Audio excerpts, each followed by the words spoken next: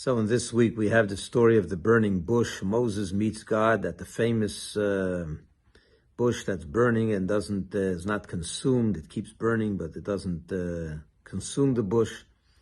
And the Torah says that that's where God began to speak to Moshe and tell him to go to Egypt, to Pharaoh, and to convince him to let the Jewish people leave Egypt.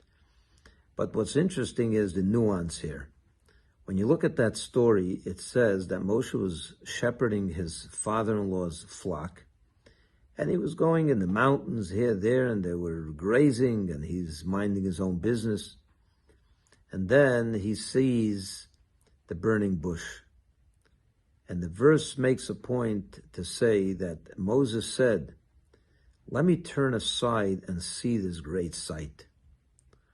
And when that happened, God begins to talk to him and tells him to take off his shoes. It's holy ground, and the rest is history.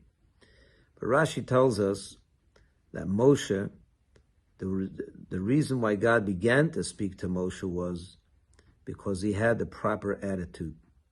When you see something like that, a burning bush that doesn't consume the bush, it just keeps burning, it's a sight to behold, and you have to take notice. And Moses did. He could have just walked by, minded his own business, take care of his sheep, which most people would perhaps do. But Moshe said, no, something's going on over here. I have to take notice and see this incredible place. What is going on here?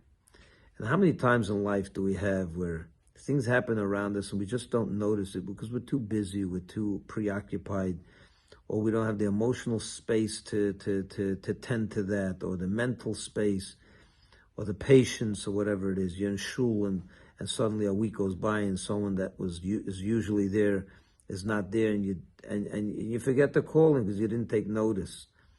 There's something very powerful about taking notice of things. There's a famous thing they did where there was a world-class musician, I think violinist, went to a subway station in New York City and began to play. Now, this is a person that people would pay hundreds of dollars for a ticket to go watch him play when he was in, Carnegie Hall or Madison Square Garden or wherever. And then he just shows up one day in a subway station, and he takes out his violin and starts playing, and no one stopped to listen, except for some kid. There was a little boy that watched him and watched him and watched him, but no one paid attention to who this person was. He was a world-class violinist, but people were just running, coming from work, going to work, and they were so busy that they didn't take notice. And it's a great failure on our part. And it's one thing to not take notice of a musician. It doesn't make too much difference in our life, but there's so many things that we could take notice, and we don't. That could make so much difference in a person's life. Even a simple gesture. Just notice someone that may be down and just give them a call. How you doing?